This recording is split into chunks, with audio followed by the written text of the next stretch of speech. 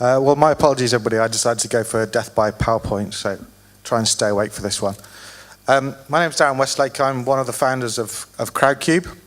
The other founder is sat there, and his name's Luke, so you can hassle him later if you need to. My background is in tech businesses. I've founded and exited 2 tech businesses now in the past, both in the area of voice over IP, both based in Manchester, and Crowdcube's my third venture now. Along the way, I've had a lot of what I considered quite good ideas for businesses, and I never really got them off the ground. And I'm sure a lot of you have had lots of good ideas for businesses as well, and it's quite hard to get that, go from an idea to actually getting into a business. And I think the UK has lots of really good ideas, and I think we've really got a really good entrepreneurial spirit in the UK. But I kind of feel like quite a lot of these ideas, they're not cultivated and they're not incubated from that idea, and they never get any further than being an idea. We really need the next Google or Twitter or Groupon or whatever success story in the UK. We don't have a really big one. And my opinion is that there's a range of different reasons for that, but there's probably one big reason and one barrier to getting your idea out of your bedroom and being the next success story. And you probably all agree with me that one of those big reasons is access to money. And along the way, I've thought, how can we address this? How can we help people get their ideas and make a success of them? And how can we help them get some more money? And the status quo, the situation as it stands at the moment, is money is really difficult to get. You can have a fantastic idea, you can have a fantastic business plan, but to try and actually raise that money to take your business forward is really difficult. I'm sure a lot of you experience that. So there's a few different ways you can actually raise money. Venture capital, everybody loves the idea of being funded by a VC, but it's really difficult to get. If you're only looking for 50 grand, 100 grand, VCs aren't going to be interested. They're looking for £1 million plus probably. Debt finance, going to the banks, well, it's a bit of a joke these days, isn't it, really? I mean, I don't know if you've ever tried going to the bank, but banks aren't lending these days. That's the reality. Business angels is another way of going, and there's a lot of business angel networks out there, but business angels themselves, they're individuals. They've got a certain amount of money they can invest, but they're limited in the amount of investments they can make. And typically, the way that business angels work is that they invest as a syndicate. So there's 2 or 3 people that might invest money, and they invest between 10 and 100K each. So I was thinking, well, what if there's a different way of doing this? What if there was a way to, say, have 5,000 angels investing £10 each? What if actually anybody could become a business angel? What if we take away those barriers to becoming a business angel? And that was the idea behind Crowdcube. So what is Crowdcube? Well, basically Crowdcube's a web-based service. It's a website that allows the 2 sides to meet each other. So it's micro-investors, the crowd, and entrepreneurs. So it allows entrepreneurs like yourselves to raise money from anybody, effectively. And it provides 2 kind of quite unique services compared to history. It allows entrepreneurs to raise money from the crowd, from anybody, from the man on the street. And it allows micro-investors, it allows anybody to make an investment in small businesses, which before you have to be a dragon, you have to be somebody who's got 50 grand spare to invest in a small business. And that's essentially the idea behind Crowdcube. So Crowdcube uses an idea called crowdfunding, which I'd imagine, being the tech-savvy guys that you are, you probably know what crowdfunding is. Basically, it's a way of raising capital from the crowd. So it's a mass of people investing small amounts of money, pulling those amounts of money together to raise a capital for a particular project or enterprise. And in this case, we're talking about raising money for a business, and in return, people getting equity for their investments. And obviously, what we've got here, we've got the power of the internet, and particularly the power of social media to spread the word and use the viral networks to spread the word and get investments and get lots of people investing in a business. Now, crowdfunding itself has actually been around for probably about 3 or 4 years. There's a couple of very successful sites that have proved the model to us. First of all, there's a site called Kiva. Kiva's a kind of similar site to Crowdcube, and it raises money for small businesses, but it raises money for small businesses in the emerging countries in Africa and South America. But it's been incredibly successful, and I've just updated this slide in the last couple of days, and previously that number was about 180 million. Now they're well over 200 million they've actually raised from crowdfunding, from the average person putting in $25 at a time. And they've got 800,000 lenders and, well, 500,000 entrepreneurs who've actually been funded through this process now. Kickstarter is probably the biggest crowdfunding and the most prominent crowdfunding website there is. They've now had over 7,500 projects funded.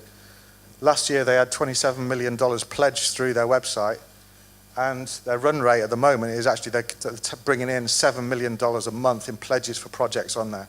Kickstarter's a kind of variant of crowdfunding where it allows you to put money into artistic projects, films, theatre productions, bands, and in return you get access to the theatre, access to a band's album, something tangible in reward for your investment.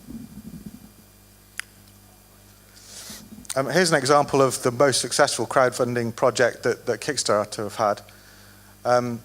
The idea of this was that you could take an iPod Nano and basically design a strap for it, so you could have an iPod Nano on your wrist.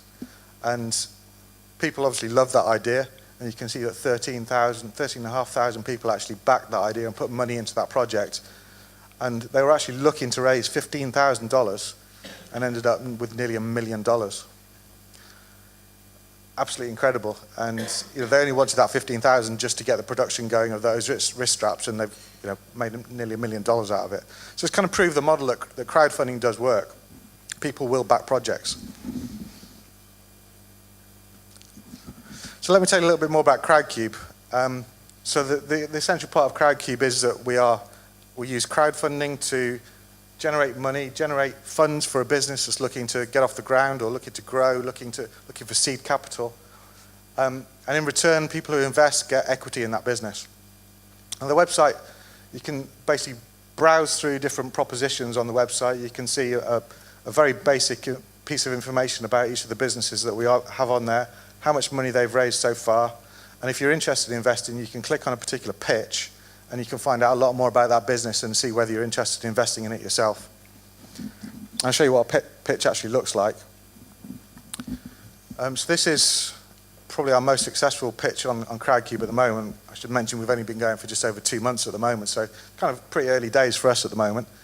On the top right-hand side there, you can see a summary of where they are with their investment, how much they're looking for, how much equity they're looking to give away. The center part, you've got some sharing icons there, so you can use social media to share this pitch with your friends. There's a video of the entrepreneur and telling you more about their business. And further down, there's a description. I've had to split this into 2 slides. Description about the business itself, a little bit about the entrepreneur, and they've uploaded some images of their products here in this particular case. And crucially at the bottom there, we absolutely insist on having a business plan and financial forecast so that people can really get a good idea of what the business is all about and decide whether they want to put their money into it.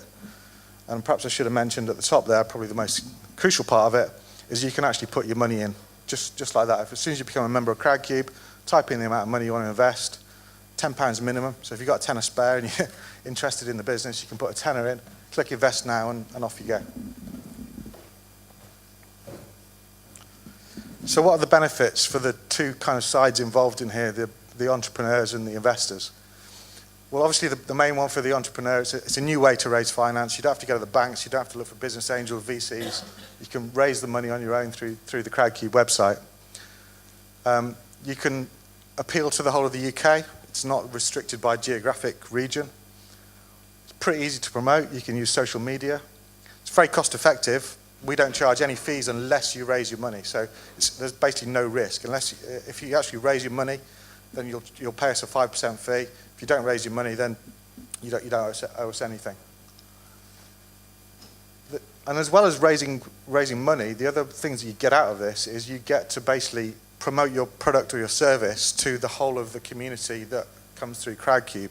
So there's a kind of marketing effect there. You get people who invest in your business will be telling their friends about it. They'll be buying your product. You get a marketing effect out of it as well. And you also get feedback from the crowd. So people tell you what they think of your product, what they think of your business idea, and you can reconstruct your business and change your plans according to the feedback you get from the crowd. And what does an investor get? Well, obviously the main thing probably most people are looking for is a return on your investment, looking to make some money out of it.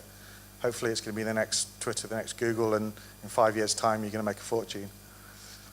But you also get the chance to feel like an armchair dragon, to feel like an angel investor and build up a little portfolio of companies that you put a few quid in it here, a few quid in there, and spread your risk. You may also know the person who's asking for money for their business. You may be supporting your friends and your family. You also get to participate in it. So I showed you Bubble and Balm before. Their products are actually in Waitrose. You can actually invest in a company, go into Waitrose, and you can see their products there. You can feel like you're actually part of it. As I said before, you can spread your risk, and it's obviously a lower risk as well because you can put in a tenner. So you can put in 50 quid into your account, spread 10 quid across 5 different businesses, and you've got a little portfolio going there.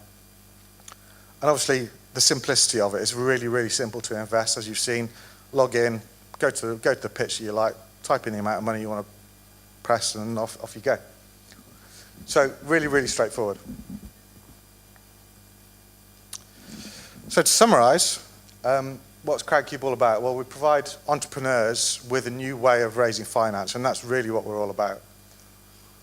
Second thing is, there's no risk. What we really wanted to do was allow people to raise finance without having to front up cash in the first place, because if you're looking to raise money, then generally you haven't really got any money, so why pay it up front? Anybody can invest. The other side of what we were really looking to do was what we call democratizing investment. So, you don't have to be a wealthy person to put money into a pitch on Crowdcube. You can put in a tenner if you've got a tenner spare. And you get real shares in that company in return. And finally, it's what we call all or nothing funding. So if you don't raise the target, everybody gets their money back. There's no risk for anybody involved. It's basically if it funds, everybody's happy, everybody gets what they want. And I really believe that this is the future of seed and early stage investment. This is the way that investments will be made in the future, whether it was Crowdcube or another platform. But we really believe that Crowdcube is the future for this type of investment. And you can find out a lot more about it, speak to us afterwards, or have a look at the website at crowdcube.com. Have I got a couple more minutes just to tell? Okay. The other thing that I just wanted to tell you about was what's kind of relevant to you guys is how we've done our own development and the kind of challenges we've faced as perhaps a client to you kind of guys. We outsource all our development at the moment to a Bulgarian company. And obviously has its advantages because it's really cheap to do so. They charge us like 20 euros an hour, so it's a very cheap option for us. And what we get from them is a range of skills, which covers the kind of programming, PHP, MySQL. They do our Linux service, and they also do all our web design as well. So they do the actual graphic design as well. But what we face because of that, it's outsourced to Bulgaria, is that the communication is really, really difficult, and trying to brainstorm is virtually impossible. I mean, even with all the advantages we get of Tinternet these days, it's still not enough. It doesn't replace that face-to-face contact. And so we're in this dilemma of how we perhaps bring it all back into the UK, and obviously keep all our business and keep the business and the funding in the UK as well. But the options that we're facing are: do we bring that in-house? Do we have developers working for us full time? Do we outsource it to another UK company that can provide us with all those skills? Do we outsource it to separate different specialists? So we have somebody doing the PHP and MySQL, somebody doing the Linux servers for us, somebody doing the design, or do we just keep it as it is? And we really need to find a solution for that. So if anybody can kind of help us out in that area, give us a shout afterwards. And that's me done.